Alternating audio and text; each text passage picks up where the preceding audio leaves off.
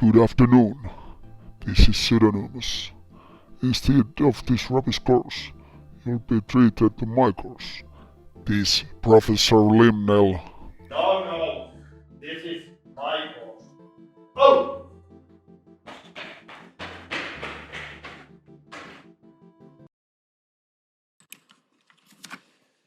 Good afternoon, everybody, and warm welcome once again to all the universities.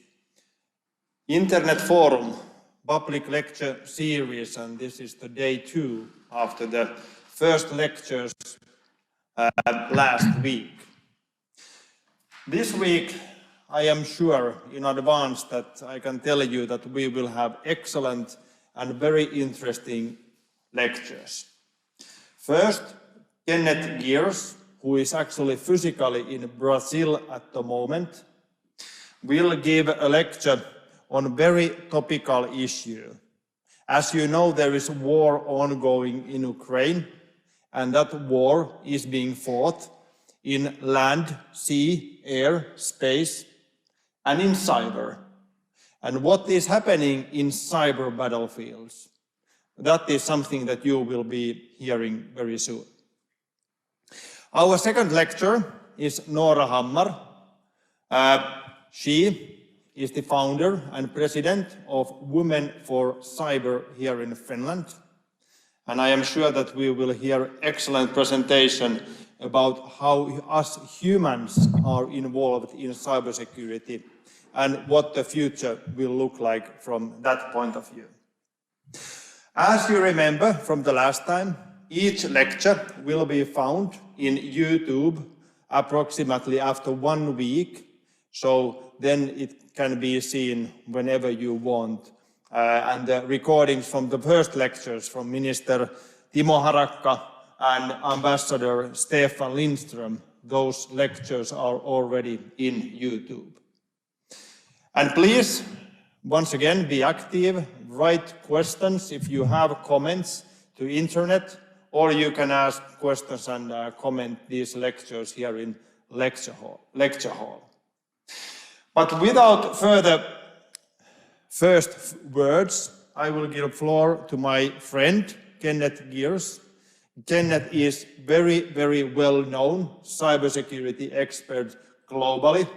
I don't know how many decades he has been working in this field, but many decades. And I got known him when he was working in the cybersecurity center of NATO's in Tallinn, and we wrote a book together. And actually it was, Kenneth, more or less the same topic what you are talking about today, but that book was published something like 8 years ago, if I remember right. Yes. So please, Kenneth, warm welcome to Aalto University and this public lecture series, and we are all looking forward to your lecture. Please. Thank you so much. It's an honor and a pleasure to be with you.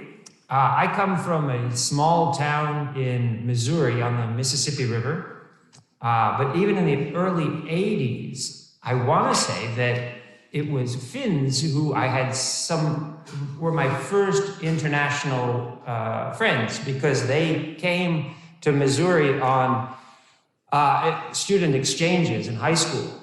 And so even in my small town, I wound up then going also to Europe, to Belgium, as an exchange student. So in the 1990s, I also had the opportunity to be a student in not far away from you in St. Petersburg, in Russia. So I studied Russian, and a couple of things. I spent 4 years at the NATO center in Estonia, and then after that, 2 years in Ukraine, in Kiev. And so I'll be speaking in Kiev, not in Kiev, but in Lviv next week. And I really look forward to the opportunity to see it again. Kiev, Ukraine is such a wonderful country that I hope you get a chance to visit it soon. So this lecture is on just as our book was in 2015, on the cyber dimension of the conflict. And one of the things that I do for several companies now, I guess one more thing about me, CV-wise, I was 20 years in the US DoD. So I served in NSA and NCIS, like the TV show, and other places. But I was intrigued in the 90s by the coming of the internet and cyberspace. And so just as an analyst, I've kind of been writing for a long time about the intelligence or the big picture story of computer hacking, both in and out of government. And so I'm pretty easy to find, and the conference will certainly give you my email as well if you want to have questions later that we can discuss. So I work for a startup called Very Good Security in San Francisco. Half of our company is in Ukraine. So we're fintech, financial technology, but a lot of our coders are in Ukraine. So we had about half the company in Ukraine, about half of that in Kiev, and about half in Lviv. So since the first days of the war, I've had personal daily contact with folks on the ground there, including, highly technical folks. When we did the book, we focused on this era of Euromaidan in mostly 14, the pressure that was put on Yanukovych, and then he fled the country. And if you think about how many revolutions fail, it might be in the same category as businesses. At least in the US, 85% of businesses fail. Probably higher in terms of political revolutions. But it's astonishing, I think, what the Ukrainians were able to achieve in 2014. And I think today we're seeing some reflection of the intensity of feeling, right, in Ukraine. And I think we've seen it even in Moscow in protests when they were allowed. And in 2020 in Belarus as well, right? When they wanted to have a democratic revolution there, but was put down by force and violence. So if you look at what I'll call, I just sent a paper, which I published at DEF CON this year in Las Vegas. And these are the slides that accompany the paper. If you look at 2014, the hacks, or what I call in the paper, I use the US government terminology, computer network operation, or CNO. Most of the authors in the book, or all of the authors perhaps, found examples of CNO, or computer hacking. There was nothing that was astonishing, nothing that changed the game of the history of cyber war. The funny thing is we put the book out in December of 2015, about 2 weeks before hackers turned out the lights in Western Ukraine.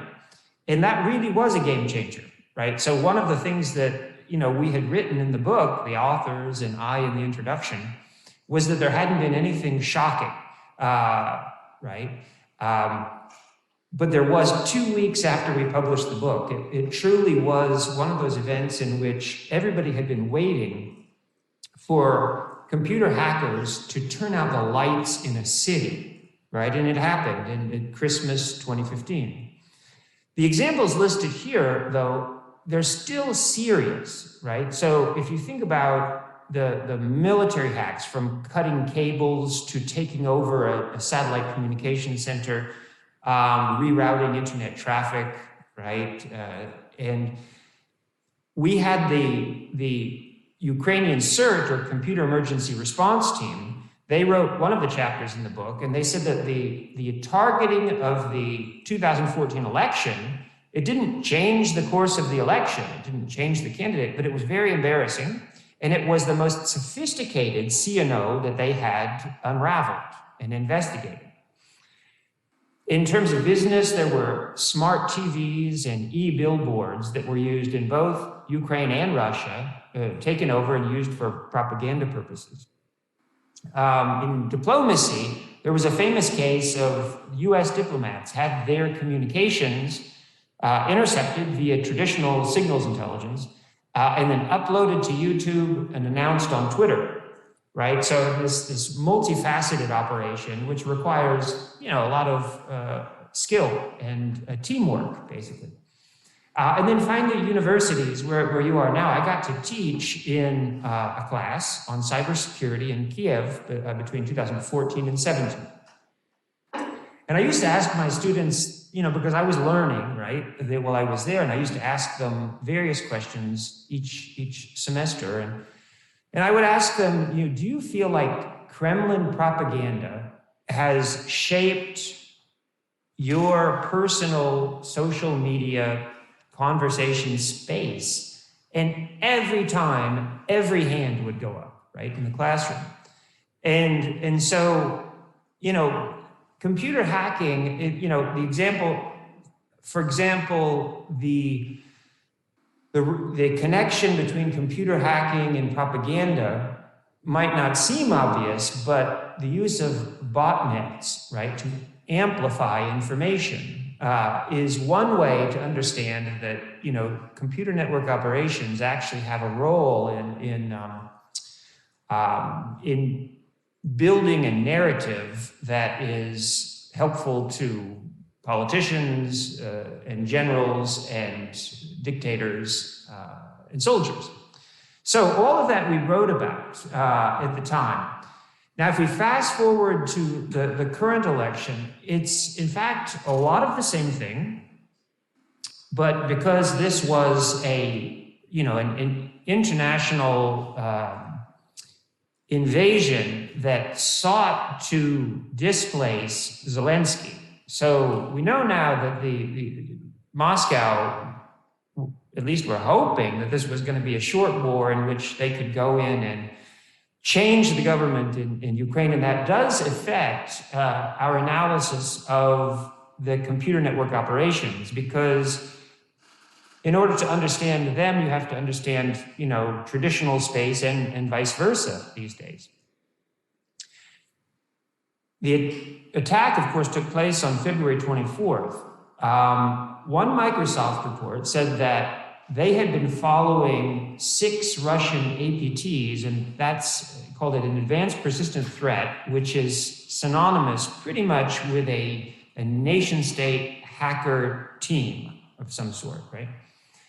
That had been collecting strategic intelligence against Ukraine for at least a year before February 24th, and 8 malware families. So not just, individual applications, but whole families of malware that were devoted to that purpose. Before the actual invasion, things got, just as in the political sense, when the troops are on the border preparing to invade, the cyber also, the temperature rises. So in January, there was an attempt via defacements, which is propaganda, also denial of service attacks later into February, an attempt to intimidate, right, the Ukrainian government and people with threats and with downtime, right? A lot of the distributed denial of service attacks. These are attacks that, compromised machines around the world will flood your government site or agency with junk data, and then it no longer can work properly. So the goal was to intimidate the Ukraine. Now it's interesting because some of more recent analysis suggests that too much focus probably was given toward intimidating Ukraine in January, and that led to the burning of compromised computers in Ukraine that Russia had access to, right, and that were subsequently kicked out of before the war started. And that may be because Russia thought the war was going to be short. But of course, it wasn't. So one more thing before the actual invasion is that now we know Russian hackers were busy targeting liquefied natural gas companies in Ukraine and the West. So that also is an intelligence-informed hack, right? It's they knew that a lot of this war would be about energy, at least to the extent that that influences political decision-making. When it comes time for the troops to cross the border, the defacements and the DDoS, they shift to more dramatic attacks. So rather than just causing a denial of service and downtime to the victims of an attack, there was a lot of wiper activity, really ratcheted up. And basically what a wiper is it destroys the data on your computer, and then it can disrupt the boot record on your computer so that you can't even turn on your operating system properly, right? So all of a sudden, instead of having a useful device, you've got a brick, right? Or a paperweight, right, on your desk. Also, SMS attacks. So on February 23rd and 24th, that shifted to social. And this gives you an idea that hackers, they really want to go after your mind, right? And if you're not a tank driver or a pilot in the military, you're still a valuable target. So if you were a soldier on February 23rd and 24th, you might get a text, right? Or an email or a Facebook message that says, lay down your weapons. Zelensky's dead, right? Your government is not supporting you. Your government has left and gone to Poland. If you're a citizen, you might get a text that says the ATMs are not working. Your bank is closed, right? So it's an opportunity, again, to shape the course of the war through falsely shaping the narrative around the conflict. And then one of the candidates for biggest hack of the war occurred an hour before Russian troops crossed the border, and it was the Viasat satellite attack, in which the firmware on modems was remotely and maliciously changed, so the modems didn't work. They actually had to be manually reinstalled. Because Ukrainian law enforcement and military used Viasat, according to the Ukrainian government, this caused an immediate and significant impact, right, on Ukrainian national security. So this was, you know, if you think of the opening shots in warfare, right, in our case, in the US case, we think of Pearl Harbor every time, right? The things that happened around Pearl Harbor to facilitate a surprise assault, right? This is similar to that, a cyber shot that is meant to facilitate the invasion, you know, by turning out the lights, you know, on the networks in Ukraine and not allowing people to communicate with each other. So from the Russian side, and then we'll have a few slides on the Ukrainian CNO, there's an evolution, right, of hacks that to some extent mirror the course of events on the battlefield, and to some extent, hacking is used to try and facilitate things. So you might see that first, but of course there is a direct relationship that you can always find. Microsoft didn't say which nuclear plant it was, but there was a case in which Microsoft says that the computer network at a nuclear facility was taken down prior to its takeover by the Russian military. It could be Chernobyl or Zaporizhzhia, I'm not sure which. But the point is it's possible, right, to conduct a denial of service prior to, you know, a real world assault. And here we see it. sometimes you have to listen to what people are telling you, and they'll tell you exactly what they're doing. On March 1st, the Russian government made an announcement that they were going to go after Ukrainian disinformation and propaganda. So a wiper was used against Ukrainian media, right, to take out their computers, and a missile on the same day hit the TV tower in Kiev. So that's the kind of thing that nation states are capable of. And, physical world and cyber attacks, and these were logically associated with each other, and accompanied by an announcement that this is what we're going to do. There was critical infrastructure attacks in Sumy in northeast Ukraine that, according to Microsoft, Russian APT hackers were in there for about a month, prior to the blackouts. So we may not have a lot of information about how the substations and the electricity went out in Sumy. That's unclassified. But Microsoft has already said that Russian state hackers were on the networks for about a month. So over the course of the war, you can see that there is a tapering off in this case of hacks, and I'll show you that on the timeline in a second. But in March, anyway, the hackers were really busy. So if you're a malware analyst, try to find some samples from March, right? Because March was the most intense month, right, of hacking. And so we have cases here of critical infrastructure malware. There was a drop at the big Ukr Telecom network traffic of 87%, right, down to 13% of pre-war levels. We'll move on given time in this case. Let's look at the Ukrainian side. I think that one of the things that Ukraine is benefiting from is that the internet, cyberspace, hacking, right, as well, it's more democratic than it is autocratic.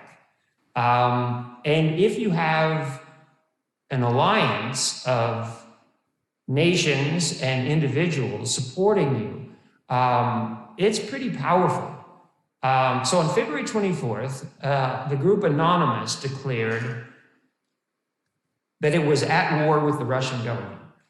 So who is Anonymous? Anonymous, by its own definition, can be anybody, right? So a couple of companies ago, I did data science for relative to malware for about 2.5 years.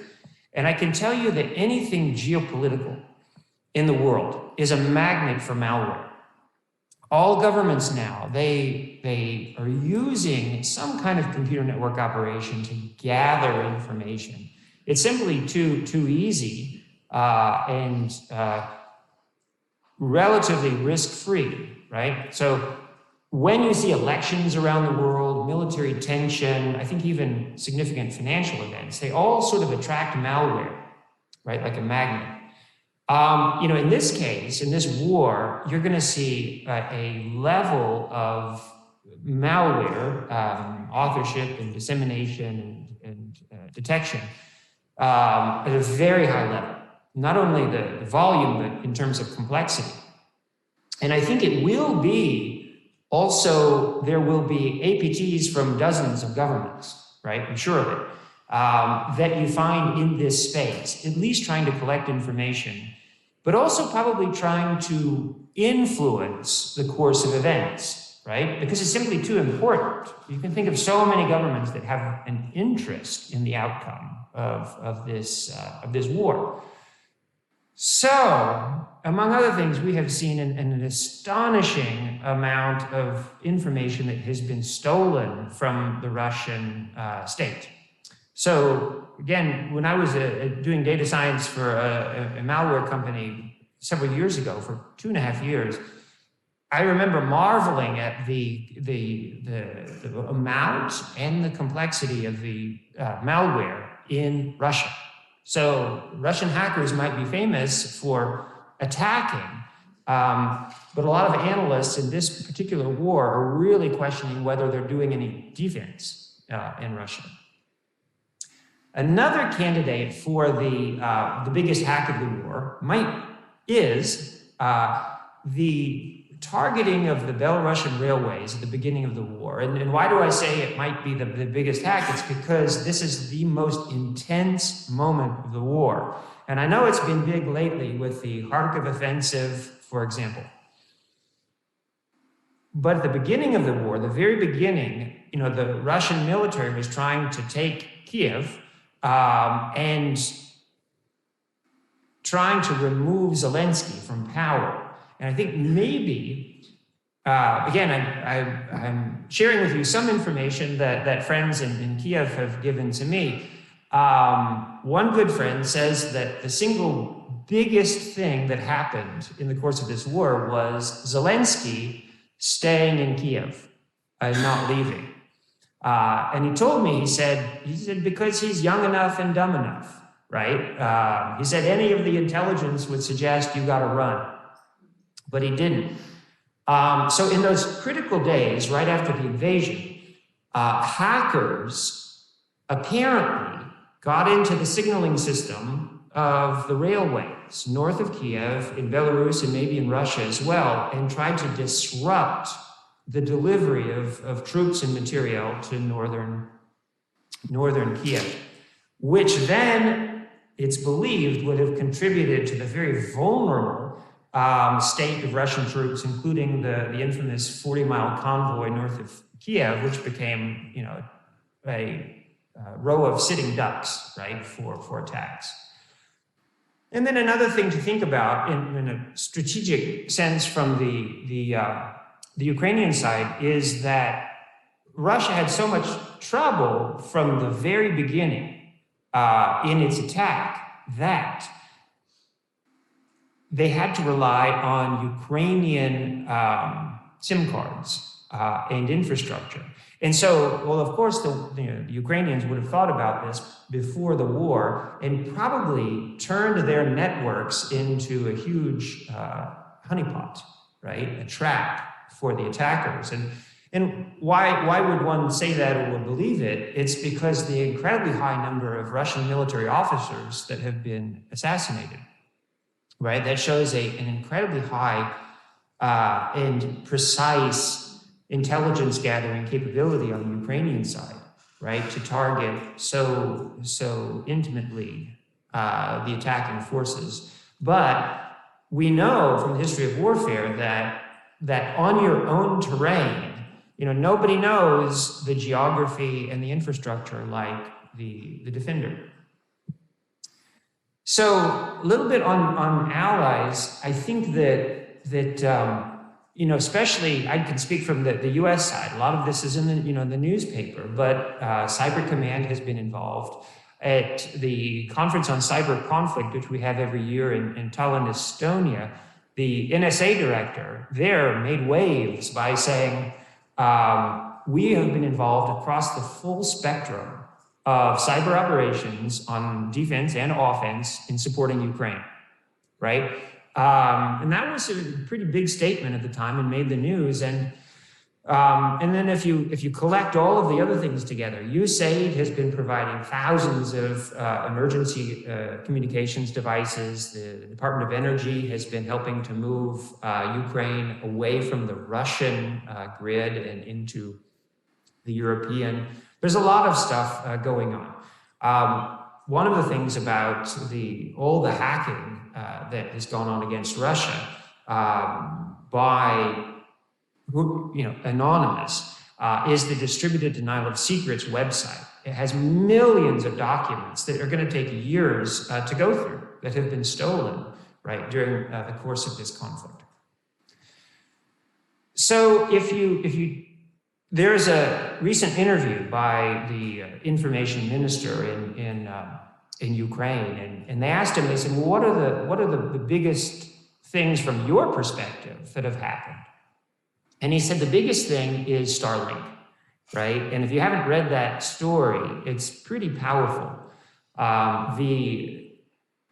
The ability to stay online, right? So not only did Zelensky stay in Kiev, but he has been talking to the U.S. Congress, to the Israeli Knesset, to the National Security Council in Singapore, you name it, in their own language, right? I meant in a tailored speech, right? And if you haven't watched any of Zelensky's, comedy or film acting, you should, and you can see he's talented speaker. And so he is not only is he's alive and not behind prison, but he's online and he's communicating. And I think that's, there's going to be 1,000 dissertations, I think, written on, Zelensky's ability to communicate in a difference-making way.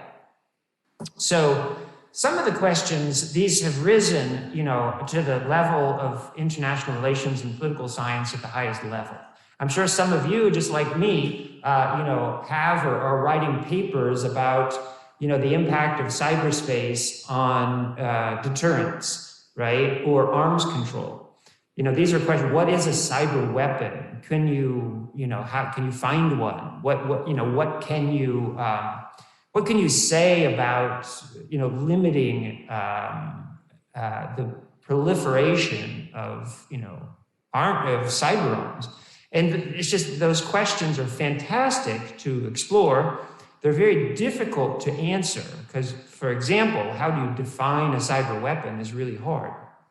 So one of the things that I think that has been most obvious is the power of allies in this war. So not only NATO and in the EU, but also IT firms and IT security firms have come out very quickly and named hackers. So for years I thought in government, well, we know who the bad guys are, why don't we talk about it more? And I think it took some years for us to realize that attribution is not impossible at all. It's actually, we had lots of evidence of, who the hackers were is more of a political question of, do you want to, the burn sources and methods is one question, but it's bigger than that. It's, do you want your national leader to stand in front of a camera and name lowly hackers? And in the US case, that's what has happened against Russia, China, Iran, and North Korea. We show faces and names and birth dates and things like that. So here's a bit of a summary that I just put. This is the first time I'm showing this slide. I just put this together to kind of take the slides that I just showed you and put them on one timeline. And so you can easily see that the majority of cyber stuff that has happened occurred in February.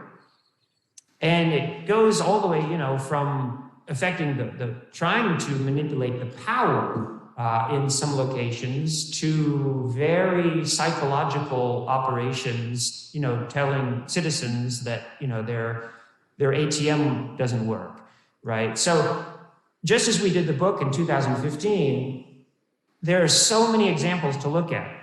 Are they decisive in any way? Not any one hack, right? And so then I think that caused some analysts for years to say that cyber war wasn't going to happen.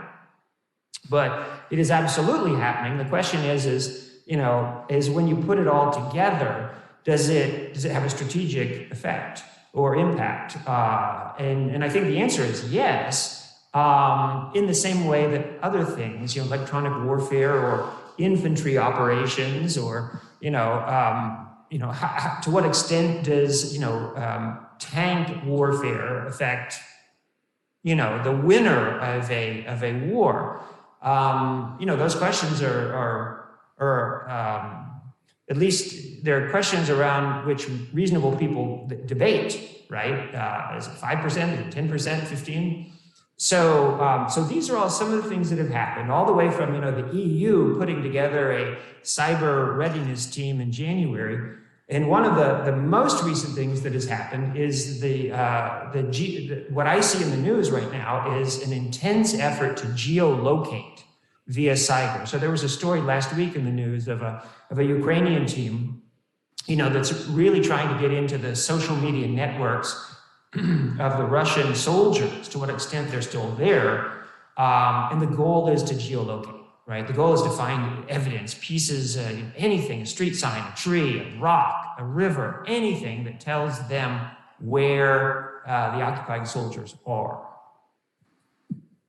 So in mid-war assessment, I think decentralized network warfare, it sort of gives opportunities to attackers and defenders. There are cases in which, 15-year-old Ukrainian kids have uploaded, drone footage, of a toy that they had that led to the destruction of, over 20 Russian military vehicles at the beginning of the war.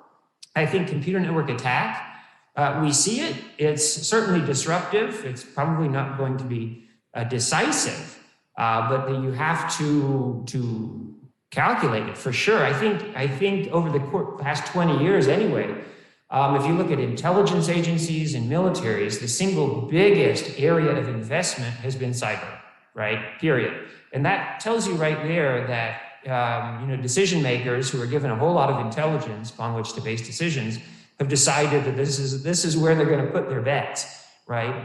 Because just like from the art of war, you want to have good intelligence so that when it comes time for battle, you can make the best possible decisions, right? And so one of the ironies about computer hacking is a lot of it has to take place in peacetime, right? Because most of it is collecting information.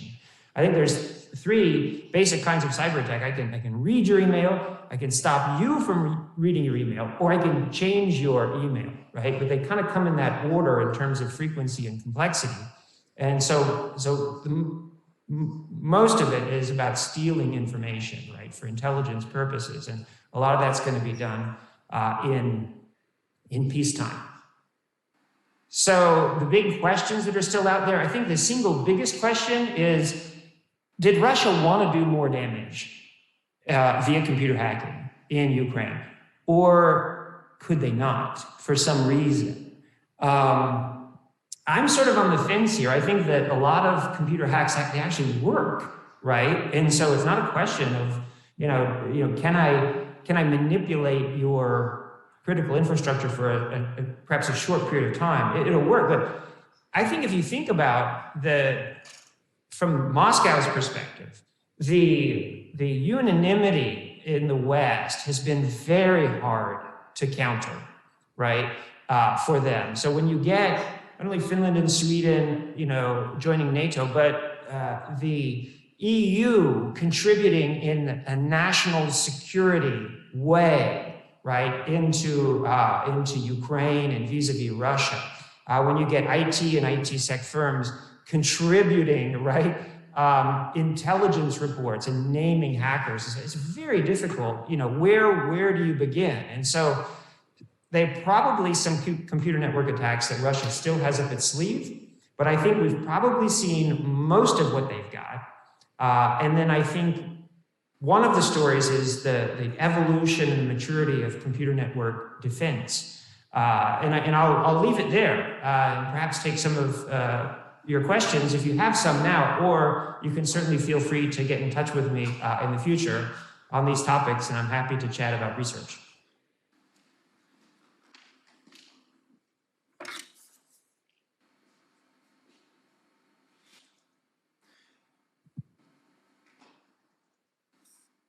Thank you very much, Kenneth.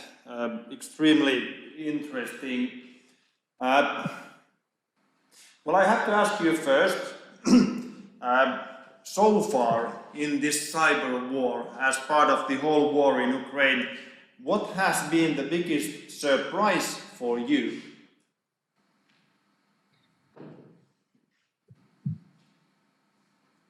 Good question. I will say,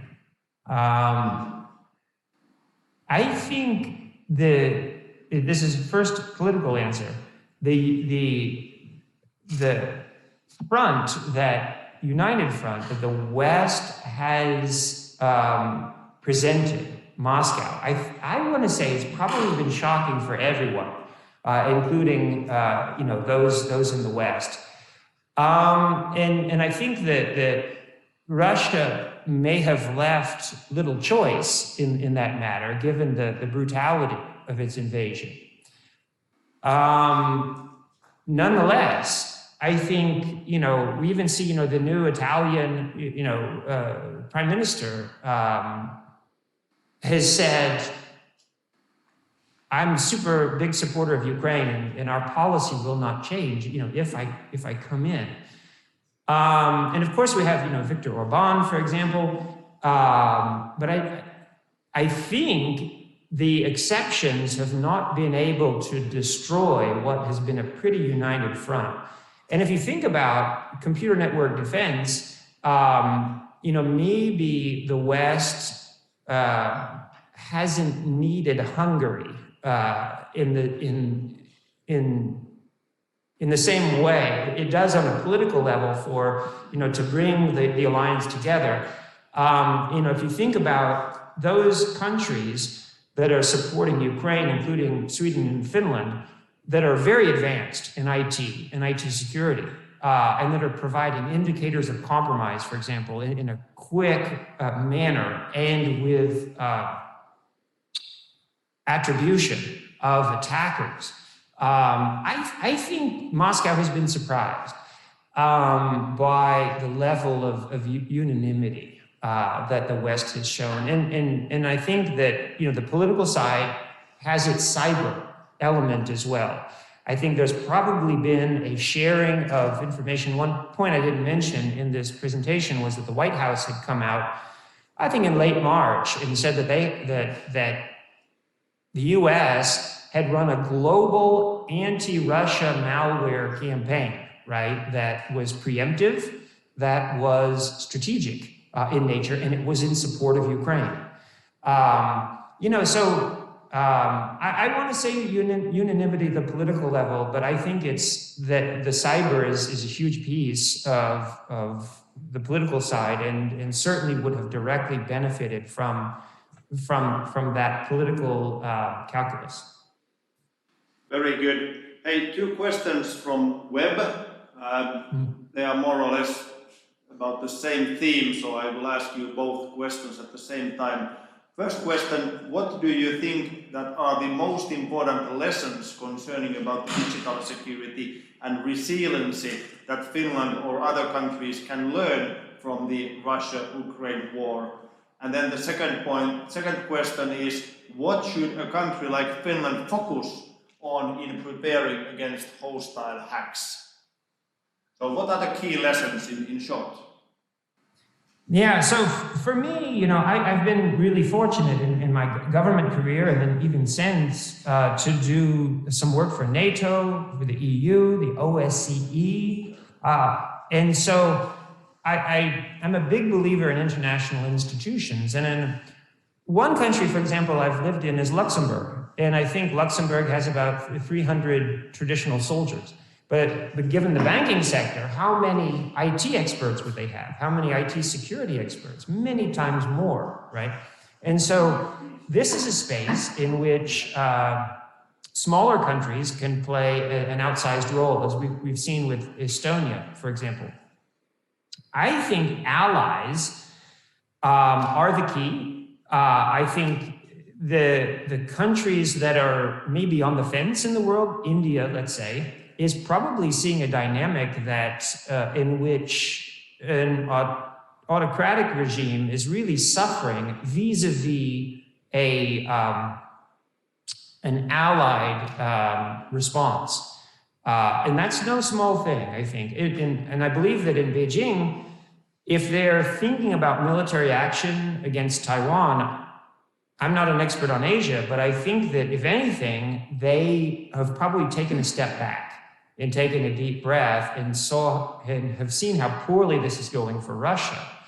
So I think allies, and then I think in terms of decision making, I think again we see that IT security, hacking, and even counter hacking, they are domains in which you're really going to benefit from a broader, more allied, more democratic approach, right? To have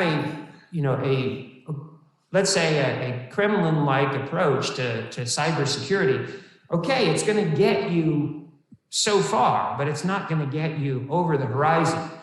Not to say big hacks can't happen. I mean, obviously the 2016 presidential election in the United States is an example of a strategic hack that I believe, according to the White House, it was the GRU, the Russian military hackers, that invaded the Democratic Party and released documents to influence the election. That's shocking and astonishing, and was maybe an example of one of the most powerful hacks in history, if not the most.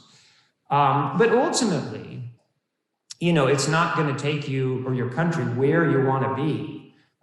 So I think now we see, and Russians are increasingly seeing that their country is on the wrong path. And this time of crisis has also been rejuvenating for the Western alliance, right? Now countries can see that they really do need each other, and they need to collaborate, first on security issues.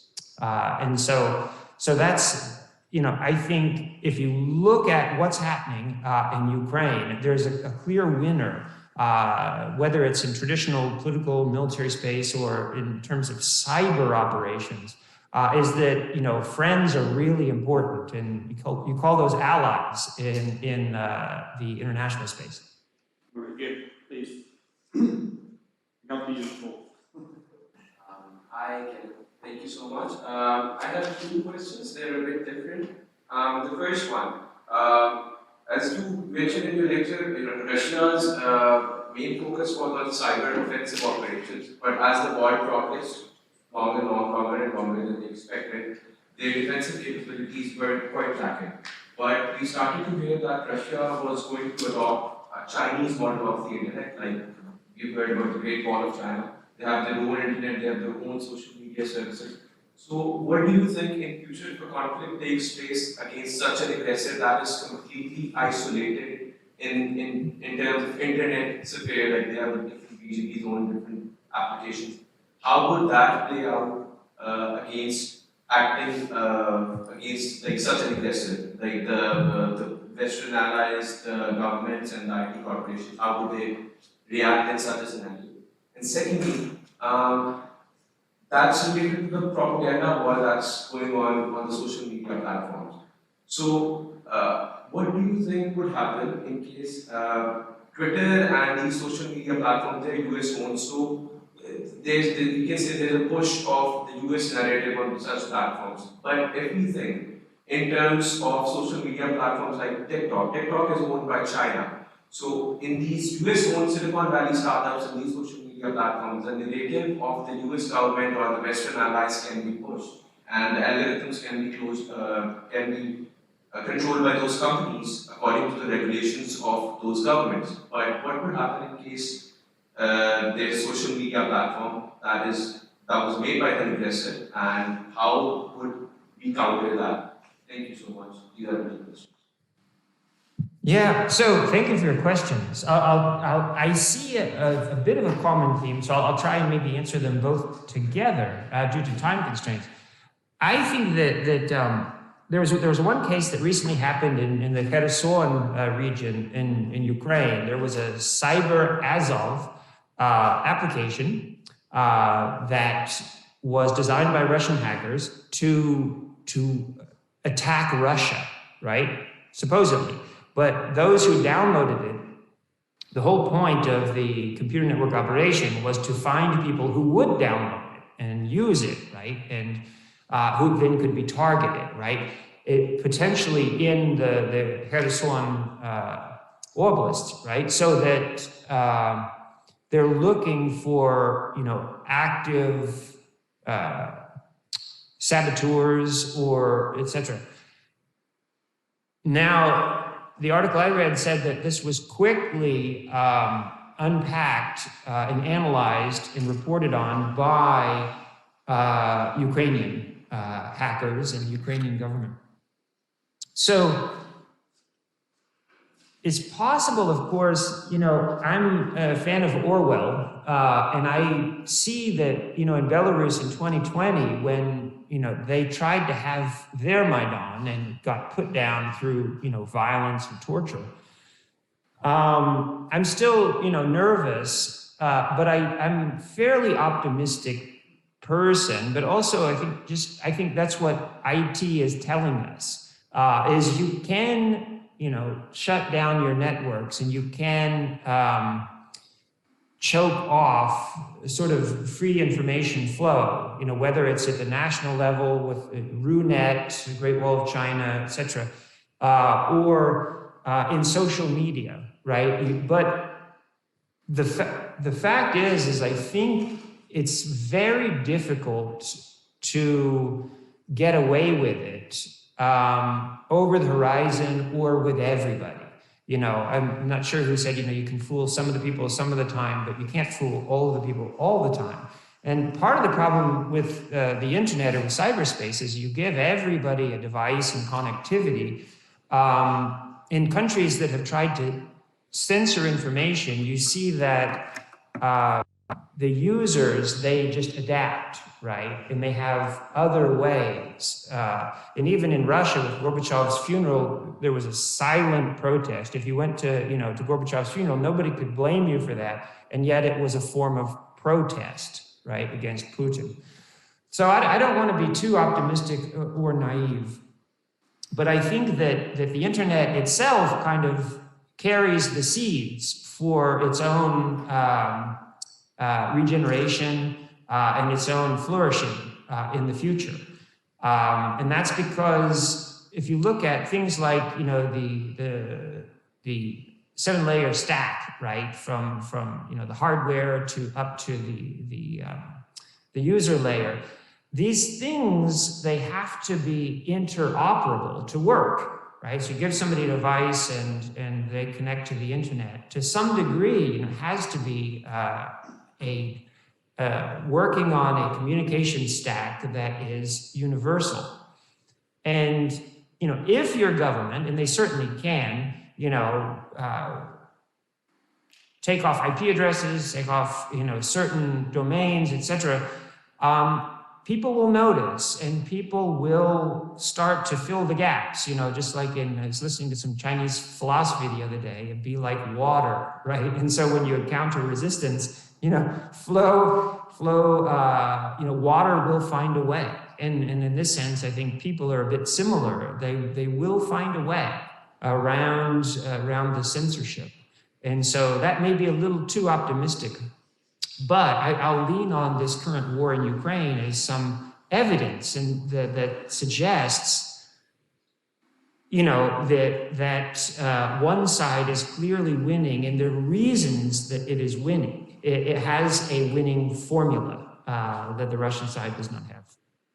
Excellent. Thank you very much, Kenneth, for all these answers and your very, very good lecture.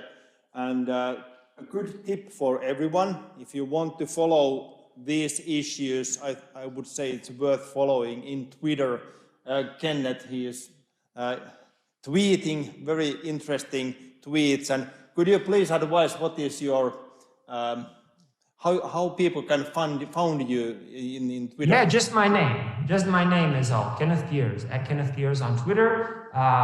Yep, and again, if anyone wants to chat about your research, you know, I was in Estonia in 2007, and I did 20 years in, you know, at the Pentagon and signals intelligence and cyber intelligence, and so now I have a little bit of perspective as an older analyst to share with the younger generation.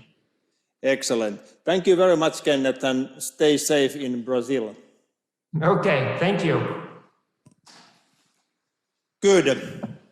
So let's give a hand to Kenneth.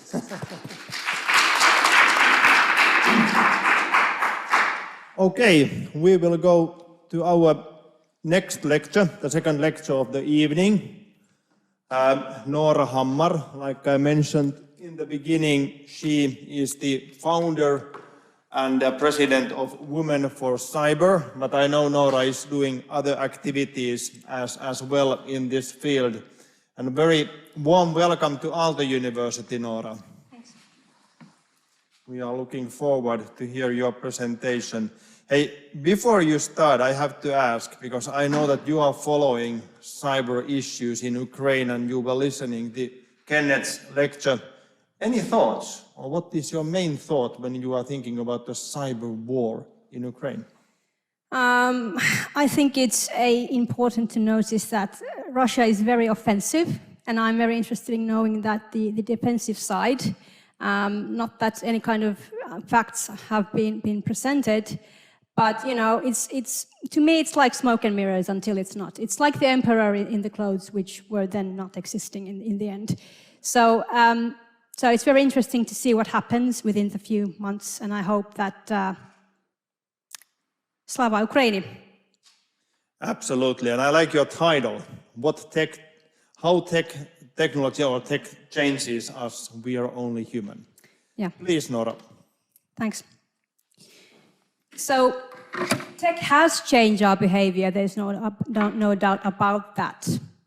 We act based on our basic psychological needs, whether it's unconsciously or consciously. The feeling of acceptance, gratification, and ego play an important role in all of this. I'll share my thoughts regarding how our behavior has changed over time and how tech is enabling the change. But most importantly, how cyber criminals benefit from it all. I'll answer any possible questions at the end of my presentation. Welcome to listen to my thoughts regarding how tech changes us. We're all human. So here's a little bit about myself. So my name is Noora, as you can read from the screen. I'm the founder and president for Women for Cyber Finland. Women for Cyber is actually an initiative by EXO, European Cybersecurity Organization, which aims to increase the number of women in the roles of information security and cybersecurity.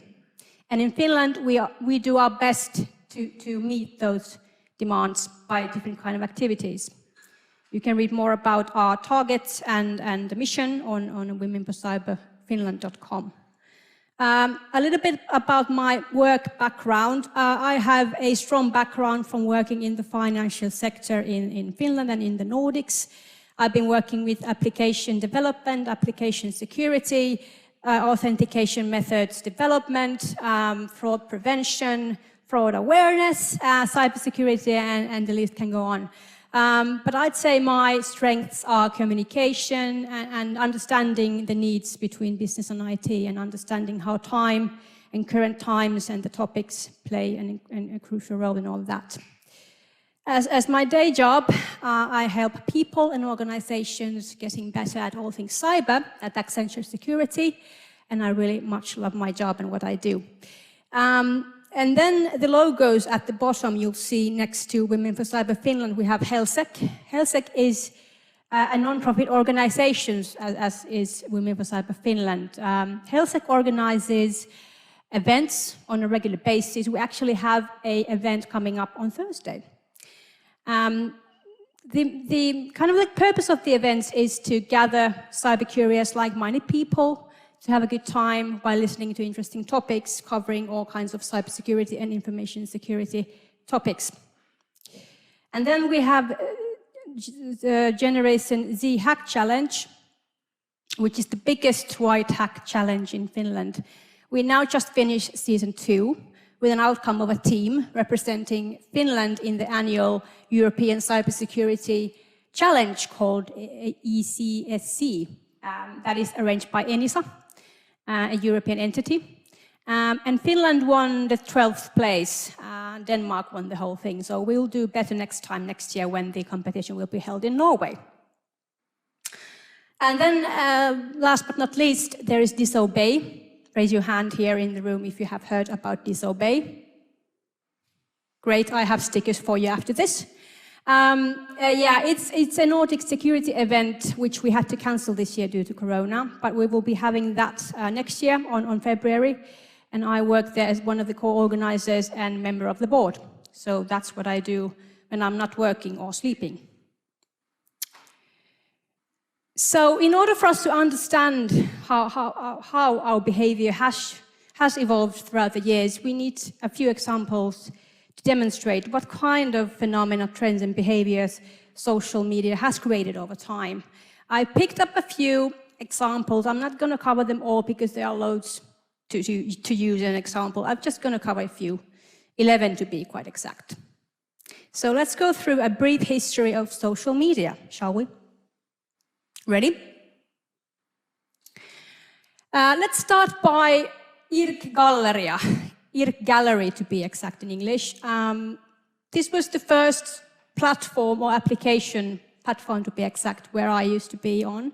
I was 18 at the time. It was a place where people could share their interests, join into groups where people share similar interests and chat it away. You could also download photos and chat below the photos and pretty much like the pre-version of Facebook, but a finished version of it. So people could network, change ideas, exchange information, you know, find new friends online and stuff like that.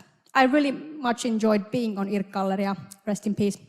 I think it's still running, up and running, I guess. Anyways, going forward, then came MySpace. MySpace was similar to Irk-Galleria. People could network with each other, add friends in their network, exchange information, thoughts, find their friends online, maybe showcase a few pieces of music. Pretty much similar to Irk-Galleria, but I think I preferred Irk-Galleria more because it was more the UX was nicer in a way. Then going forward, 2004, we have Facebook, now known as Meta. When Facebook was launched, I didn't quite get the idea first. What am I supposed to do here? I didn't have any friends at the time online. So I was there just lurking away, trying to figure out how the platform works.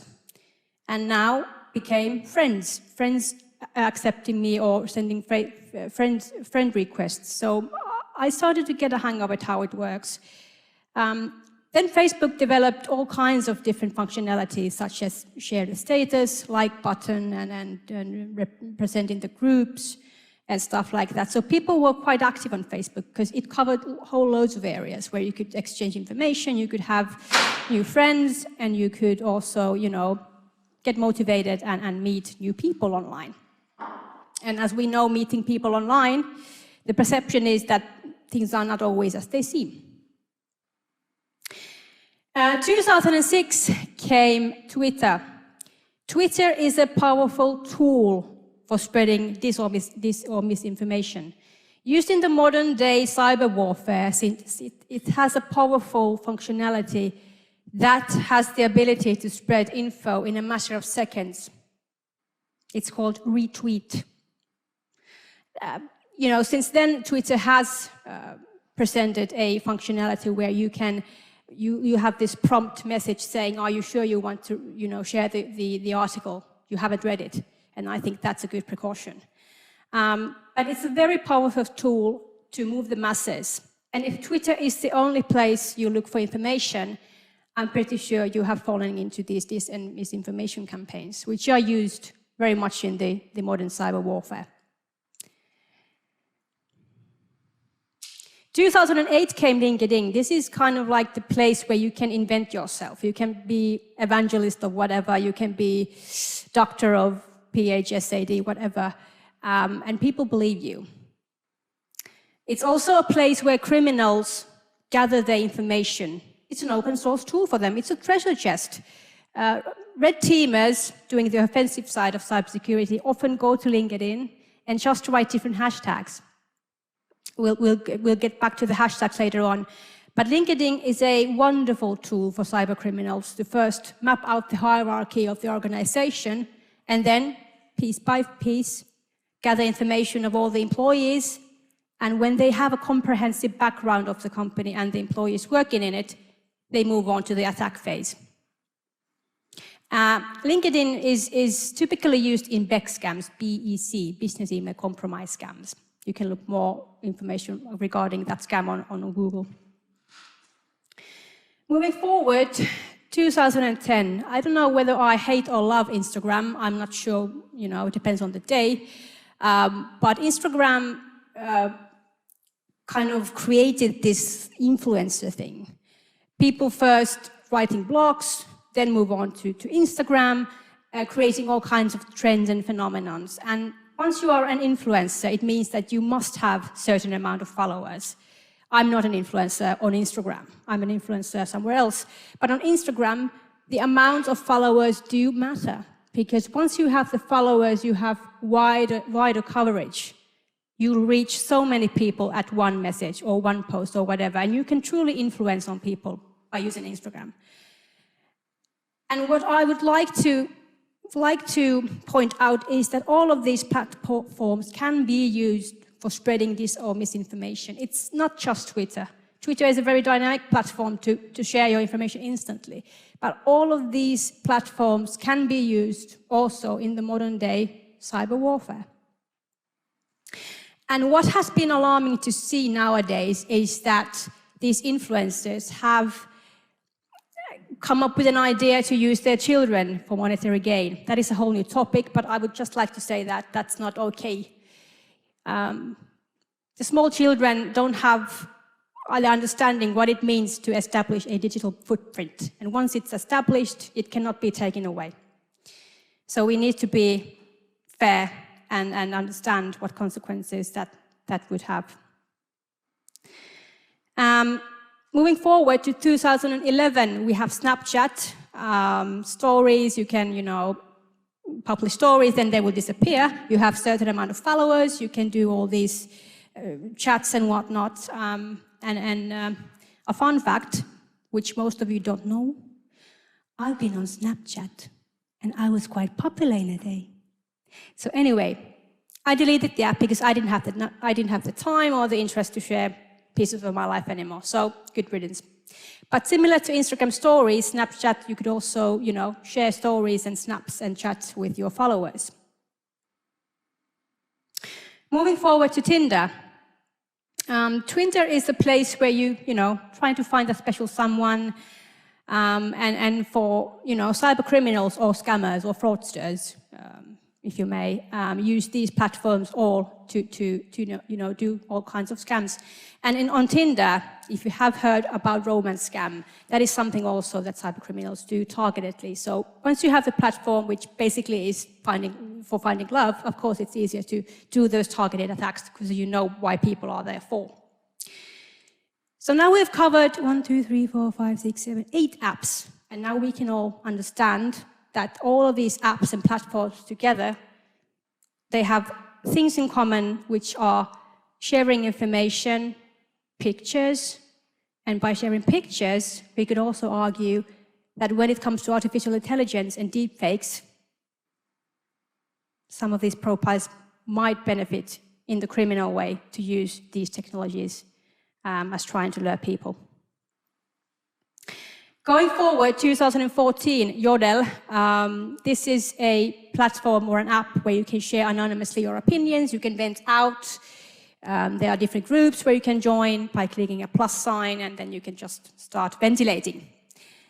There are all kinds of groups, Aalto being one, actually, where students share their thoughts and whatnot. This is also considered to be, if used incorrectly, a powerful tool to spread mis or disinformation. You are anonymous. You start a rumor and then it just, escalates and no one verifies if it's true or not. Of course, there are, people with common sense. But most of the times when we are in a certain headspace, we feel in a certain way and we act a certain way because we are only human. Moving forward, if my clicker works, it doesn't, so I need to do some manual things. Just a sec.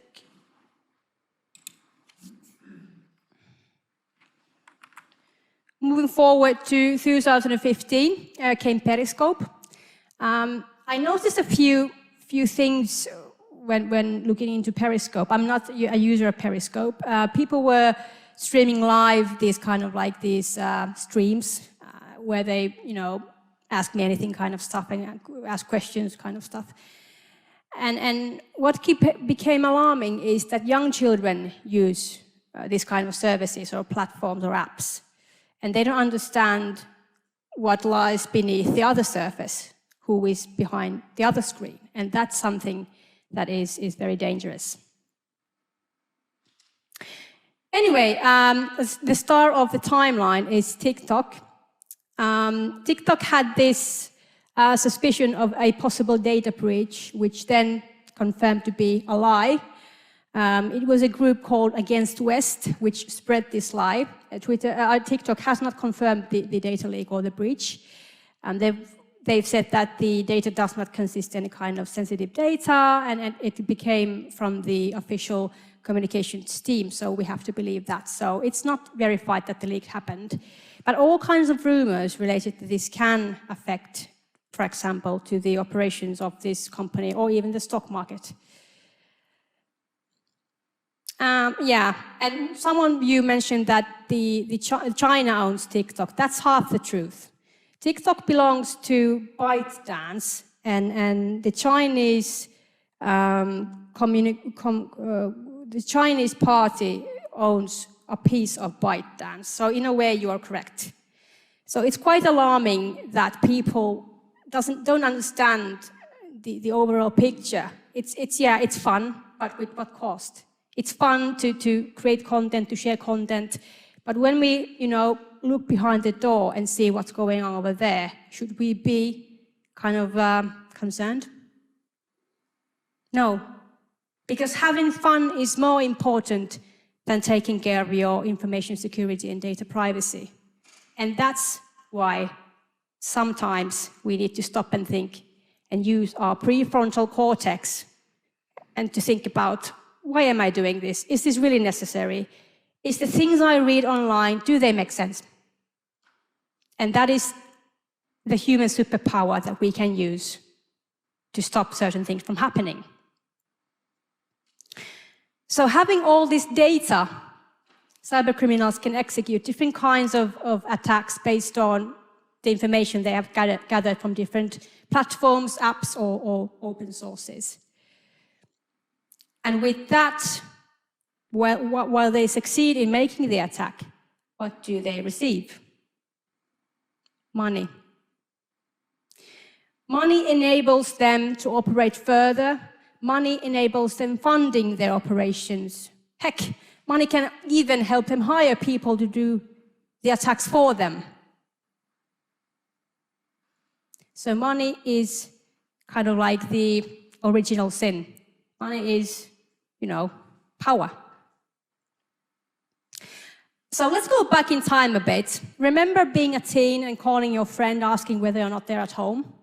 Yeah, I do, because most of the time they were not at home. So I needed to check up on them the next day at school or, while playing basketball in the same team. The times we now live in, thanks to the applications and the platforms and the services we use, have molded our behavior and have made it almost impossible for us to wait for things. We all want constant gratification. We live in the so-called on-demand era. Nowadays, with just one tap away, some of us have forgotten the numbers of our nearest and dearest. When everything is done for us, it leaves us in a very vulnerable situation called dependency. We are constantly online, available, one click away, and of course we feel mentally ill. That's one of the phenomena that social media has created. So, what's wrong with sharing, though? Well, nothing really. As long as you're aware of how widespread your shareables are. You might want to check your privacy settings. I'm pretty sure all of us here or online are pretty tech savvy in a way. But please also bear in mind that cybercriminals gather their puzzle piece by piece, and once they have the puzzle finalized, they move on to the attack phase. So you need to know your audience. Who am I sharing this information or photos with? Because once it's out there, it's there. Internet is a bad place. So this is a blank, but it will be filled with access cards. As mentioned earlier, the hashtags, they're the ones that red teamers and cybersecurity offensive side professionals use to dig up information, which is then used against the company. And for example, people have been delighted. They have, they've been offered with a new job. They're excited to move along on their career. They're excited to show it on LinkedIn, to see that their career is progressing in a positive direction. There's nothing wrong with that. But we need to also, yet again, bear in mind that cybercriminals use these information as ammunition, which is then used against us. So in a way, we are, giving them ammunition, which is then used against us, which is quite silly, isn't it? But we act only because we feel happy, we feel, motivated by something, and we need that instant gratification. And nowadays, the instant gratification comes in a form of likes or shares. And that makes us feel, we've done something right. Let's keep on doing the same thing, which is not quite what you should be doing. But anyway, please be aware of what kind of information you are sharing. And I'm sure there are CISOs online or all over the world. Whenever they see posts like these, they will say, oh my God, they are not acting according to our information security policy. Because this is a thing that should be mentioned in every modern day information security policy. Do not post anything on social media. It's totally different guidelines for social media behavior. Because we live in modern times, social media is a crucial part of our ongoing lives. We cannot get rid of it. What has been invented cannot be uninvented, and that's just how it is. We can just monitor and take notes what we've learned, fall a few times, but then come back up and be more wiser. I'd like to end my presentation pondering upon where is my data and how it's secured. In the beginning, I told you guys and girls, and that I've been working with application security, application development, and with that comes application security. So what I mean by application security is that we cannot never be sure that the application or the services we use are 100% secure. Nothing is secure, everything is broken, anything can be hacked, there's always a leak. And that's why we have professionals doing it for us, so we can use the services, not feel worried about whether or not my information is leaked. Companies in the digital era struggle getting rid of the old legacy systems, replacing them with new ones. But with that new technology and growing customer demands, companies also need to invest in cultural change, which supports secure development. As we cannot see how the services are being developed, all we can do is trust. Trust is a competitive advantage, and you have to back it up by being transparent and doing things right. Not every company understands that investing in security by design thinking, they can save loads of money and possibly even avoid a stain in reputation in the long run. So it really is a competitive advantage. And when we read about all these data leaks from different kind of headlines, we just hope the headlines don't cover the services that we have signed up for using. Because that would give more ammunition to the cyber criminals, data about us, which is then used again against us. Thank you.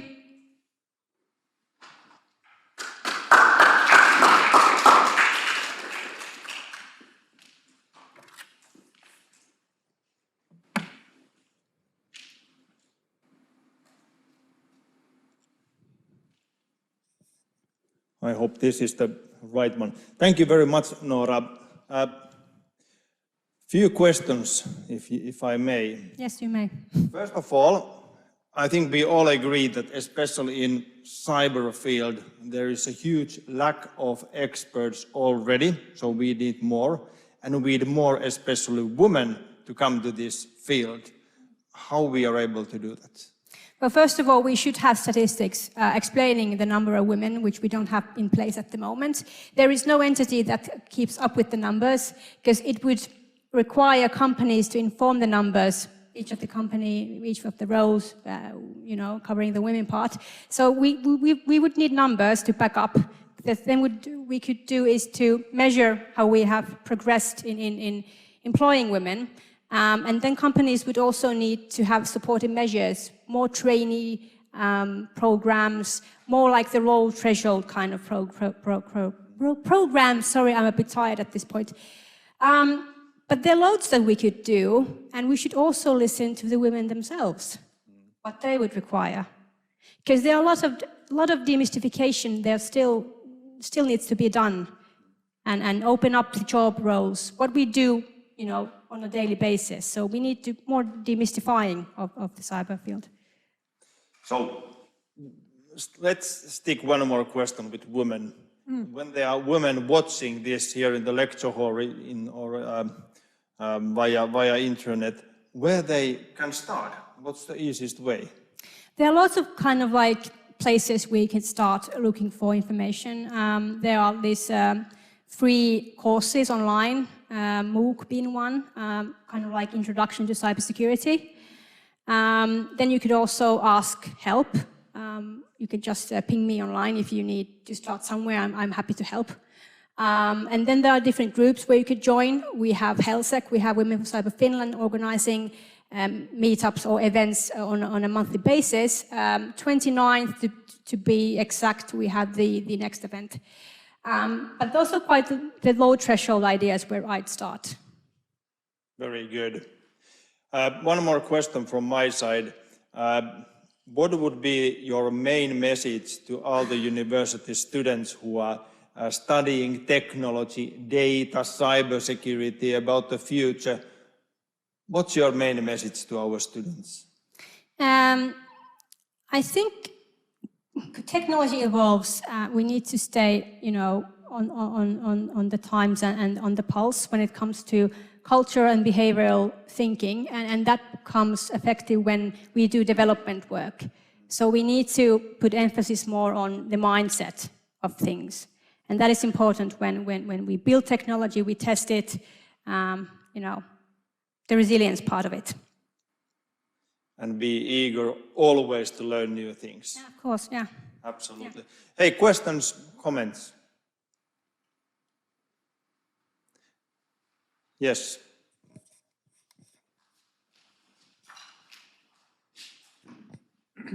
First of all, thank you very much for the talk. I have a question about internets for the kids, let's say even for teenagers. So as a parent, I understand that the benefits of internet, but I'm also concerned as a parent that with the mobile phone, smartphone and the internet, what kind of safety issues could arise when my children uses that.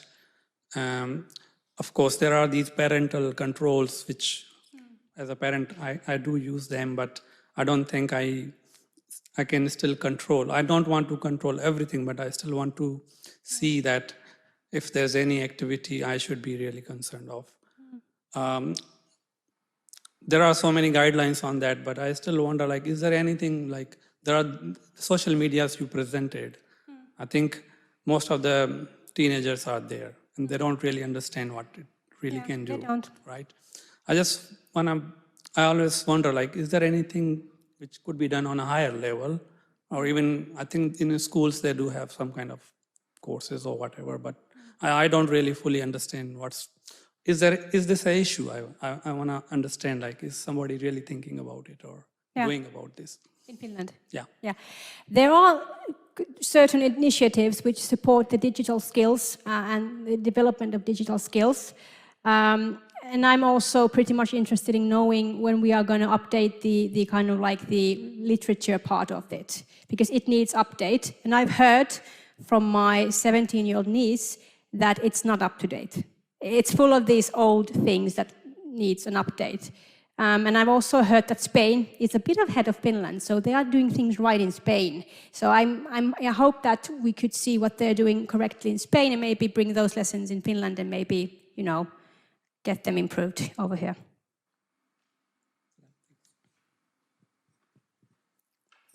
Other questions, comments?